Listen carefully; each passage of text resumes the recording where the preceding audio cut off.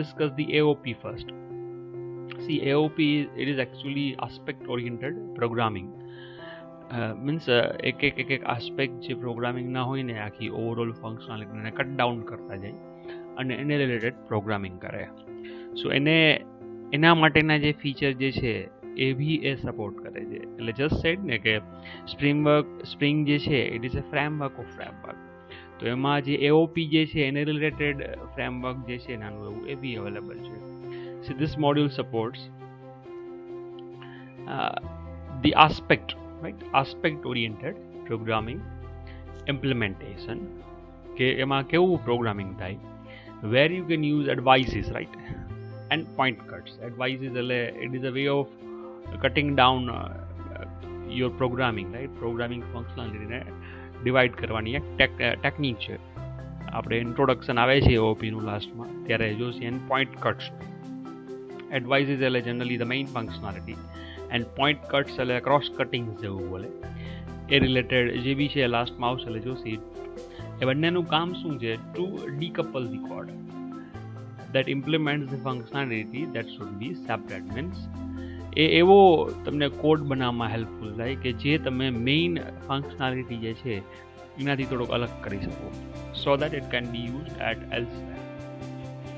So Spring also support, or Spring does also have the modules for AOP. Now then comes the aspects, right? Aspect oriented. I think this is આ બંને જે છે એકબીજા related જ છે, because AOP is aspect oriented programming જ થાય. It also provides integration with aspect J. એટલે AOP ની સાથે જ છે કે આ AOP ફ્રેમવર્ક જે કહેવાય ને કે AOP રિલેટેડ ફ્રેમવર્કમાં એ આસ્પેક્ટ જે છે સપોર્ટ કરે છે, which is again a powerful and mature aspect oriented framework. Means AOP feature બી સપોર્ટ કરે છે અને AOP રિલેટેડ આસ્પેક્ટ ફ્રેમવર્ક જે છે એ બી એ પ્રોવાઈડ કરે છે. Then comes the instrumentation, right?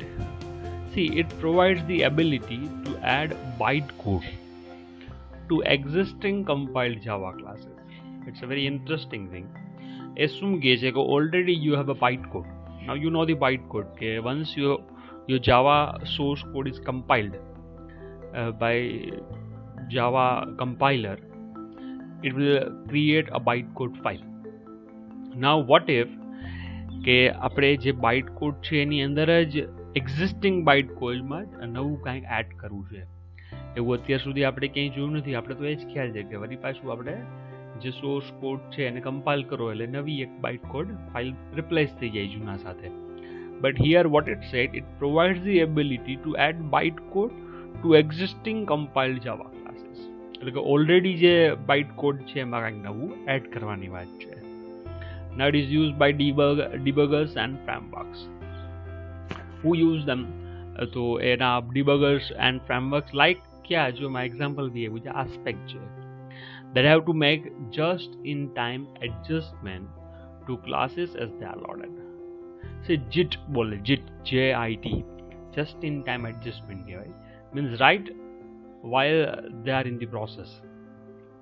ત્યારે એમાં કોઈ બી ફંક્શનાલિટી હોય કે એવું ફીચર હોય કે જે બાઇટકોડની અંદર એડ કરવાનું હોય ત્યારે ક્રોસ ચેક કરતું હોય right at the run time, અને ત્યારે કાંઈક એ વસ્તુ એની અંદર એડ કરવાની જરૂર પડે તો ઇટ ડઝ ઇટ ઇન્ટરનલી. એમાં તમારે આપણે એને કોઈ એફર્ટ લેવાની જરૂર હોતી નથી. Moving ahead, this is the last set of modules which is data access and PEP. See, in data access it provides the frameworks for what? Doing the database connectivity. એટલે કે હાઇબરનેટ રિલેટેડ આપણે જે વસ્તુ જોઈ હતી ને, અથવા directly JDBC સાથે કામ કરવું છે અથવા જાવા મેસેજિંગ સર્વિસીસનો યુઝ કરવો છે, તો એ જેટલા બી ફીચર છે એને ગ્રુપ કરીને એને ડેટા એક્સેસ એન્ડ ઇન્ટિગ્રેશનની અંદર આપી દીધા છે. જો આ આપેલું જ છે.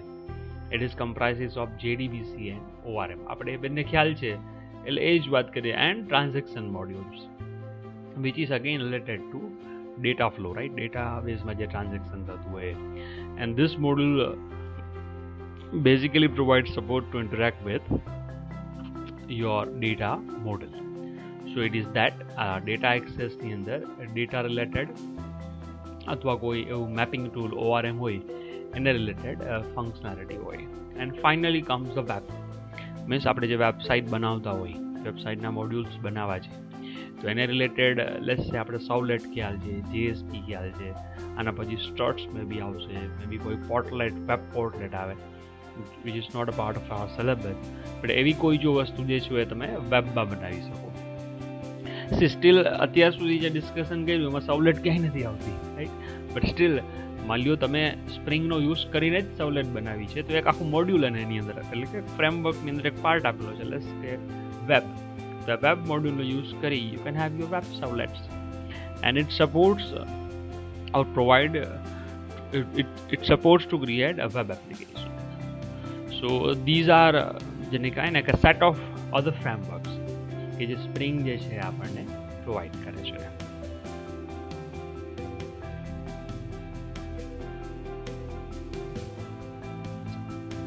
The benefit of the Spring framework. As obvious, it is an open source.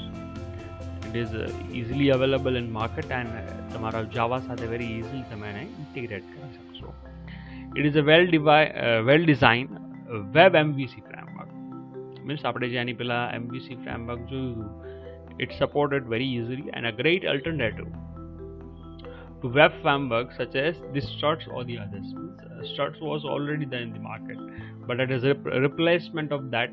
તમે આને યુઝ કરી શકો છો અને આના benefit already we have done કે એની સાથે બીજા ફ્રેમવર્ક બી આવે છે, સો ફ્રન્ટ એન્ડ બી ડિઝાઇન કરી શકશો અને બેક એન્ડ બી. Then it enables developer to develop enterprise class app using Pojo. આમાં કોઈ જેને કહેવાય ને કે ઇનહેરિટન્સ કે ઇમ્પ્લિમેન્ટેશનની વાત નથી આવતી, ક્યાં એક્સટેન્ડ નથી કરવાના ક્લાસ, ઇન્ટરફેસ ઇમ્પ્લિમેન્ટ નથી કરવાના. Simply by using Pojo model you can develop enterprise app. This is what it says. While using Pojo, you do not need the EJB container, such as in web server ની કોઈ જરૂર નથી પડતી. And by using only robust servlet containers such as Tomcat, તમારું કામ છે easily થઈ જાય. Moreover, it is organized in a modular fashion. આપણે હમણાં જે મોડ્યુલ્સની વાત કરી ને બધા માટે, મીન્સ કોઈ બી એન્ટરપ્રાઇઝ લેવલની એપ્લિકેશન હોય એમાં જેટલા બી અલગ અલગ કેટેગરી આવે, લેટ્સ સે બેક એન્ડ સપોર્ટની વાત છે, ફ્રન્ટ એન્ડ સપોર્ટની વાત છે, વેલિડેશનની વાત છે, વચ્ચે કોઈ ORM જેવું કંઈ આવી જાય, લેટ્સ સે એનું રિસ્પોન્સિવનેસની વાત આવી જાય કે રિસ્પોન્સિવ ફ્રેન્ડલી વેબસાઇટ બનાવી શકે નહીં, એ જેટલા બી ફીચર અત્યારે નાવેડેઝ જે છે it is provided by it.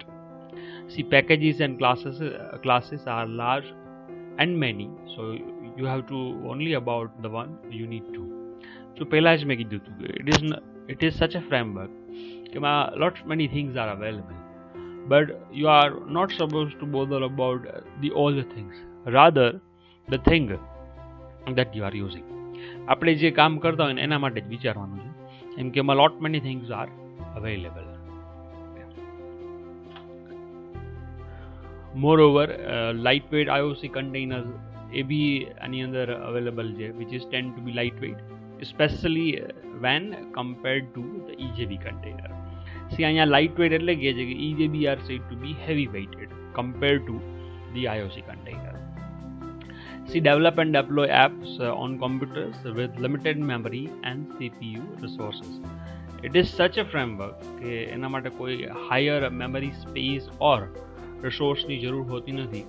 Very easily બહુ લિમિટેડ ફંક્શનાલિટી વાળું એક તમારા પાસે સિસ્ટમ હોય એમાં બી તમે એને ડેવલપ એને ટેસ્ટ કરી શકો છો. It is an alternative to a replacement for or even an addition to EJB. Means as a alternative to EJB બી યુઝ કરી શકો છો. મીન્સ આ અથવા આ તમારા પાસે જોઈશો, EJBથી બી કામ કરો ઓર સ્પ્રિંગથી કામ કરો. તમારા પાસે EJB ઓલરેડી છે અને રિપ્લેસ કરીને તમારે આને કામ કરવું છે, still it is fruitful to you.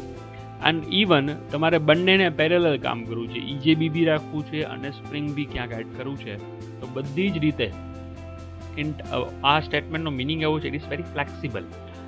The Spring એની સાથે બી કામ કરશે, એના રિપ્લેસમેન્ટમાં બી કામ કરશે, અને એઝ અ ચોઇસ તરીકે EJB મોડેલના ચોઇસ તરીકે બી it is available to you. Then dependencies આવે છે. It handles the injecting dependent components. આપણે ગઈકાલે જે વાત કરતા હતા, ડિપેન્ડન્સી ઇન્જેક્શન એ એનું જે કન્ટેનર છે એ જ તમને પ્રોવાઈડ કરી દેશે.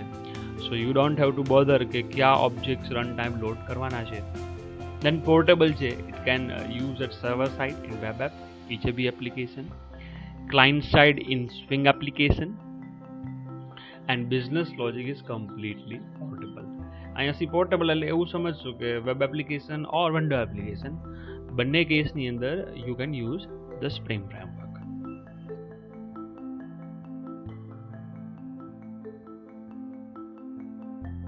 The Spring and MVC.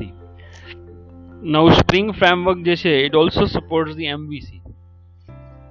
So Spring MVC framework provides the model view and controller. Means MVC જે આપણે already discuss કર્યું છે, it is also supported by the Spring. Because Spring થી જ્યારે એપ્લિકેશન ડેવલપ કરતા હો તો બધા જ ફીચર સ્ટ્રિંગના વાપરવાના હોય, યુઝ કરવાના હોય. તો સ્ટીલ MVC જે છે એ બી જો સપોર્ટ કરતું હોય તો મોડલ વ્યૂ કંટ્રોલર યુઝ કરી એપ્લિકેશન તમે ડિફાઇન કરી શકો છો.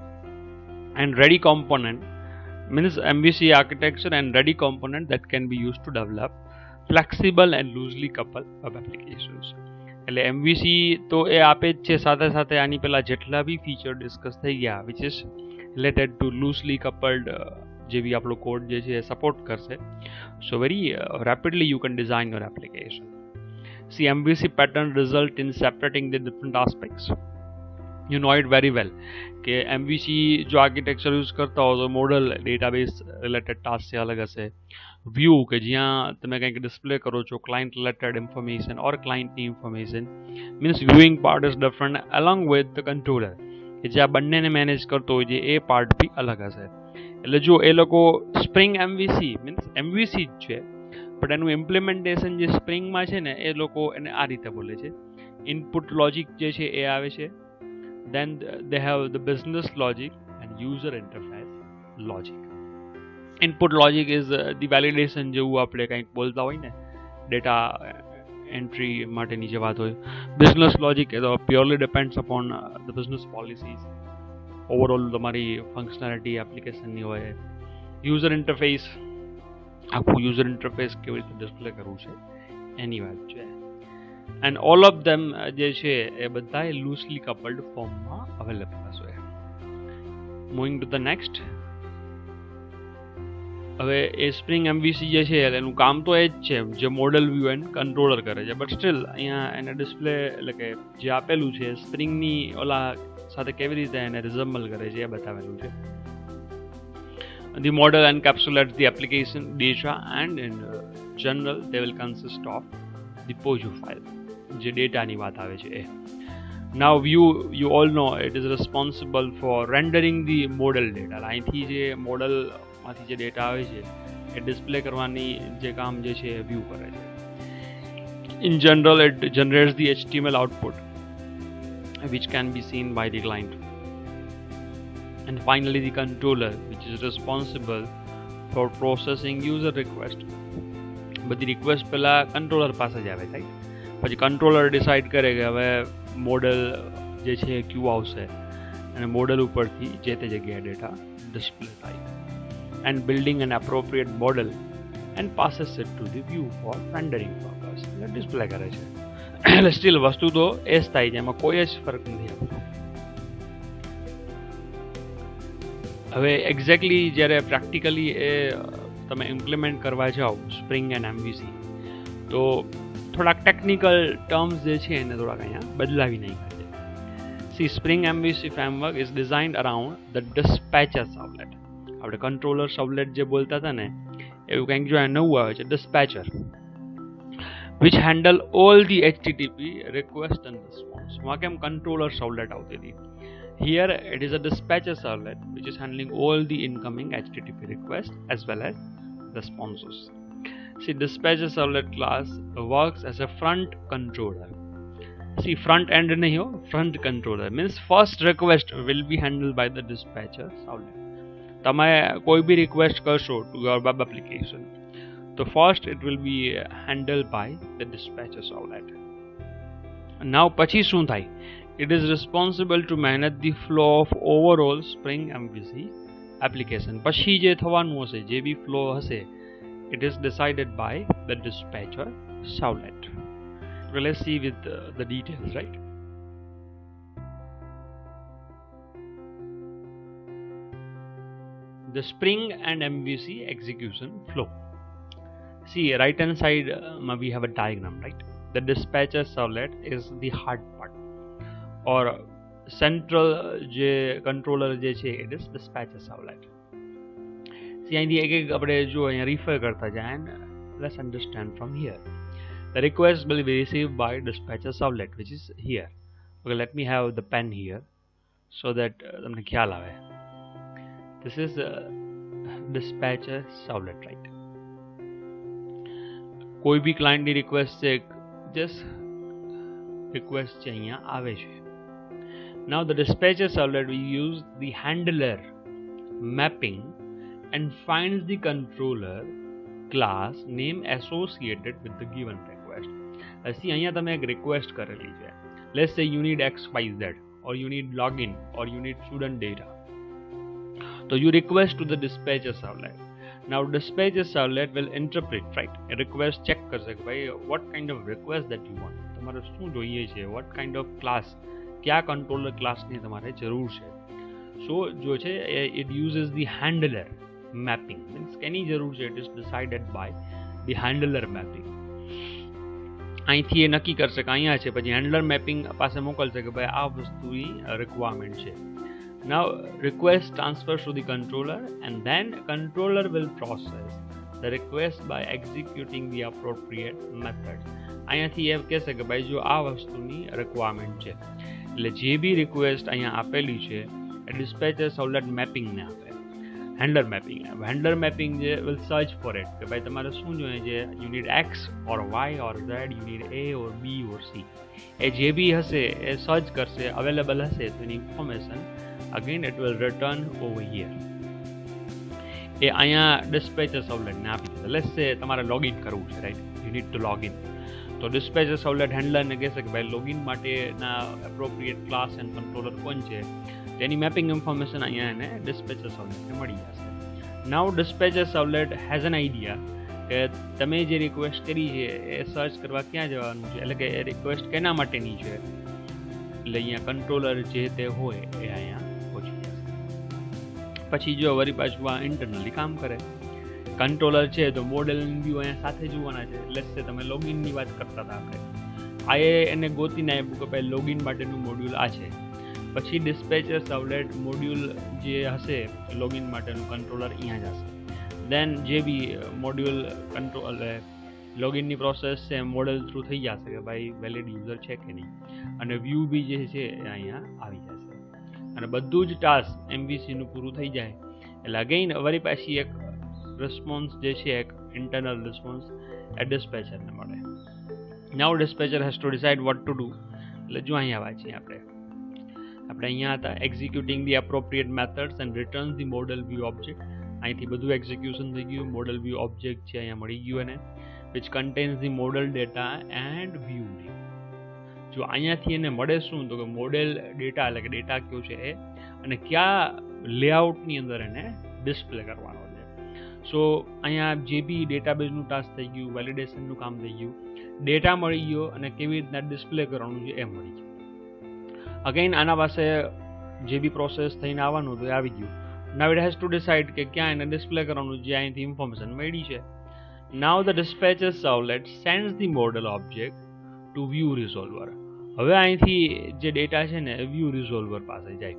વ્યૂ રિઝોલ્વર મીન્સ જ્યાં વ્યૂ કરવું છે એ એકચ્યુઅલ પેજ જે છે એને ગોતવાનું કામ છે. Two gate the actual view page, બરાબર છે. એટલે જે અહીંથી ડેટા આવ્યા હતા અહીંયા મોકલી દેશે, એના ફોર્મેટમાં એ ડિસ્પ્લે કરી દેશે, એટલે રેડી કરીને કન્ટેન્ટ આપી દેશે. એન્ડ ફાઇનલી વ્યૂ રિઝોલ્વર છે એને ડેટા આપશે અને એ ક્લાયન્ટને ડેટા ડિસ્પ્લે કરશે. એટલે જો અહીંયા ફાઇનલી અહીંથી ડેટા અહીંયા મળી ગયા. The dispatcher servlet will pass the model object to the view page to display the result. એટલે યુઝરને ફાઇનલી ડેટા છે ડિસ્પ્લે થશે યુઝિંગ ધ સ્પ્રિંગ MVC. એવું આપણે એનું ઓવરઓલ એક્ઝિક્યુશન ફ્લો જે છે.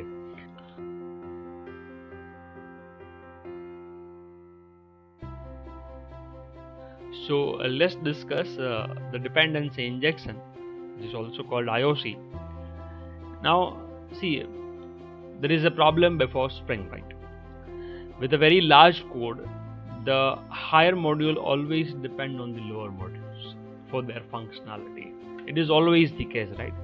કોઈ બી એક higher module હોય ને, it always depends on the lower modules. Means તમે overall application જે છે, the overall application જે it is divided into number of parts. એક પેજ, બીજું પેજ, ત્રીજું પેજ, ચોથું પેજ. એ જેટલા બી પેજ હોય એની અંદર પાછા મે બી ફંક્શન્સ હોય, મેથડ્સ હોય, બીજી ડિપેન્ડન્સી ફાઇલ હોય. So what does it mean to say કે કોઈ બી higher module હશે, it was always depending upon the lower modules. So hence modification at one place always reflects badly on the other unexpected areas in the code. That you might have also observed. તમે જ્યારે બી લેબમાં કામ કરતા હશો, તમે કોઈ એક જગ્યાએ માઇનોર મોડિફિકેશન કરો છો, it badly affects the other code of your other part of your code. So invariably શું થાય, તમારો જે પ્રોગ્રામ જે છે એ બરાબર રન ન થાય, right?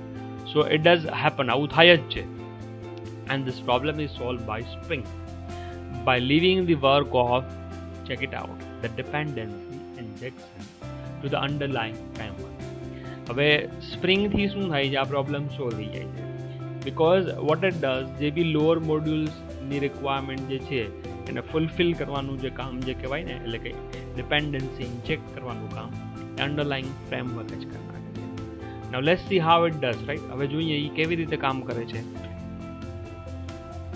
Yes, this is the solution with Spring. With DI, dependency injection, so confusion नहीं करता, કેમ કે અહીંયા જો exactly it is written, dependency injection was originally called the inversion of control, એટલે કે IOC. Why? Because the normal control sequence would be what? The object finds the object it depends on by itself and then calls them. See, actual programming આવું જ હોય કે એસે કે આપણે મારે કોઈ ઓબ્જેક્ટની જરૂર છે, એટલે કે મારે કોઈ ક્લાસ કે ઓબ્જેક્ટની જરૂર છે, તો I call it by myself only. મારે તમારી સાથે વાત કરવું છે તો હું તમારી સાથે ડાયરેક્ટલી જ વાત કરું છું, રાઈટ? આપણે એક એક્ઝામ્પલ બી જોયું હતું કે ટ્રાવેલર જે છે એ વ્હીકલ પોતે જ ગોતી આવતું હતું. બટ વોટ એવ ઇન્ટરનલી જ કોઈ એવું કન્ટેનર અવેલેબલ હોય કે જે એના કામ કરવી છે. એટલા માટે જો અહીં લખેલું છે કે here this is reversed. The dependencies are handed to the object once it is created. Means જ્યારે બી આપણે ટ્રાવેલ કરવાનું નક્કી કરીએ તો ટ્રાવેલ માટેની બે જે ચોઈસ છે ને, એક કાર છે ને બીજું બાઇક છે, એ જાતે જ એની મેરે લોડ થઈ જાય. તમારે ક્યાંય કાર કે સ્કૂટર કે બાઇક ગોતવા જવું પડે નહીં. And here it delivers a key advantage called loose coupling. એટલે સ્પ્રિંગ જે છે આ રીતે પ્રીવિયસ પ્રોબ્લેમ હતો એને ઓવરકમ કરે છે. Moving ahead, see, objects can be added and tested independently to the other objects. અને પહેલા બી વાત થઈ કે મોક ઓબ્જેક્ટ્સ બનાવ્યા હું, ચેકિંગ કરવું હોય, ટેસ્ટ કરવી હોય એપ્લિકેશન, તો ઇન્ડિપેન્ડન્ટલી તમે જે છે એને અલગ અલગ રીતે ચેક કરી શકો છો. Because they don't depend on anything other than what you pass them, right? Injection જે ડિપેન્ડન્સી જે છે ઇન્જેક્ટ કરતા જાઓ અને એના ઉપર જે કામ કરી રાખશે. So to test an object, you have to create an environment where all the dependency exists. જો this is the, આ બધું આપણે વાત થાય ને દર વખતે એમ કહું છું કે dependency inject થઈ જાય, but થાય કેમ? How it happens, right? So to test an object, you have to create an environment. હું કન્ટેનરની જે વાત કરું છું ને, it is all about creating an environment. જ્યાં થાય શું? Where all of its dependency exist and are reachable before you can test it. Means જ્યારે બી હું એક પ્રોગ્રામ રન કરવા જાઉં ત્યારે એ પ્રોગ્રામની અંદર લેટ્સ સે હું ડેટાબેઝ સાથે કનેક્ટિવિટી કરું છું તો ડેટાબેઝ ચેક કરી આવે, એની સાથે હું લોગિન મે બી કરવાનું તો લોગિન ચેક કરી આવે, એની સાથે બીજા 5 ટાસ્ક હું ઇન્ટરનલી કરું છું તો એ 5 ટાસ્ક જે છે એની ડિપેન્ડન્સી કહેવાય. એ બધી જ ડિપેન્ડન્સી એન્વાયરમેન્ટમાં પહેલાં રેડી થઈ જાય. And before the overall application start એ બધા જ જે એના લોઅર મોડ્યુલ્સ જે આપણે પહેલા સ્ટેટમેન્ટમાં જોયું હતું ને એ ચેક થઈ જાય અને પછી જ એપ્લિકેશન તમારી રન થાય. And with DI, which is dependency injection, it's possible to test the objects in isolation.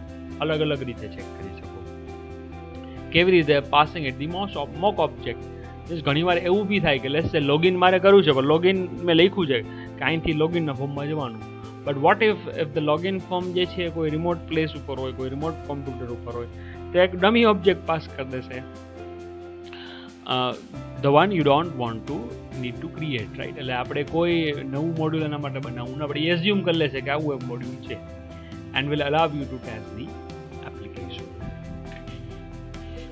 And I think this is going to be the last one. Likewise, adding a class to a project is facilitated because the class itself contains, right? નવો કોઈ class add કરવો હોય તો very easily you can add, અને જ્યારે બી એ run થવાનું છે ત્યારે એન્વાયરમેન્ટમાં તો આવી જ જવાનું છે. See DI framework are often driven by, yes, આખું જે આપણે ફ્રેમવર્કની વાત કરીએ છીએ ને એ પોસિબલ કેમ થાય, because they are driven by XML file, like web dot config XML file આપણે જોઈ હતી સોલેટમાં. That helps to specify what to pass and to whom and when. એ બધા જ configuration setting એની અંદર have been defined. The IOC describes that a dependency injection need to be done by external entity. એટલે હું જે કહું છું ને કે dependency એની મેરેજ પાસ થઈ જતી હોય પહેલા આપણે બધું સેટ કરવું પડે, પછી એ જાતે એને લોડ કરતું જાય. Instead of creating the dependency by the component itself. તો છે જે મોડ્યુલ જે છે એને જેની જરૂરિયાત છે એ મોડ્યુલ કોઈને કોલ કરવાની જાય, રાધર તમે કોઈ એવું એન્વાયરમેન્ટ બનાવશો, એની અંદર કોઈ એવા કન્ફિગરેશન્સ એન્ડ સેટિંગ્સ કરશો કે એક્સ મોડ્યુલને જેની રિક્વાયરમેન્ટ છે, એટલે સેવાયની જરૂર છે, તો વાય ઓલરેડી એના માટે અવેલેબલ થઈ જ જાય છે. So this is DI is a process of injecting or pushing the dependency into an object. આ જો એને એક્ઝામ્પલથી સમજાવ્યું છે. Now what is dependency injection exactly? What exactly is it? It looks like this is two words separately, right? Here the dependency part translate into the association between two classes. બે ક્લાસનું combination એટલે dependency કહેવાય. For example, a class A dependent on class B means મેં હમણાં જે X અને Y ની વાત કરી, A અને B ની વાત કરે છે.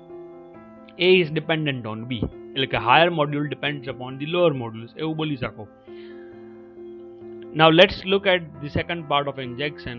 All this mean is what? That class B will be get injected into class A by IOC. હમણાં જ વાત કરી ને કે X ને Y ની જરૂર છે, તો Y ને લોડ કરવાનું કામ છે IOC પહેલેથી કરી નાખે છે. અહીંયા A અને B ની વાત કરે છે. So let's see the conclusion of dependency injection. In complex Java app, the class should be as independent as possible of the other Java classes to increase the possibility of reusability of these classes and to test them independently to the other classes while doing the unit testing. The unit testing, you know it very well. Software engineering નો એક concept છે. Unit means modules, tiniest module તમારા પ્રોજેક્ટનો હોય એને અલગ અલગ check કરવા. તો ઇટ ઇઝ બેટર જો તમે આ રીતે એને અલગ અલગ કામ કરતા હશો.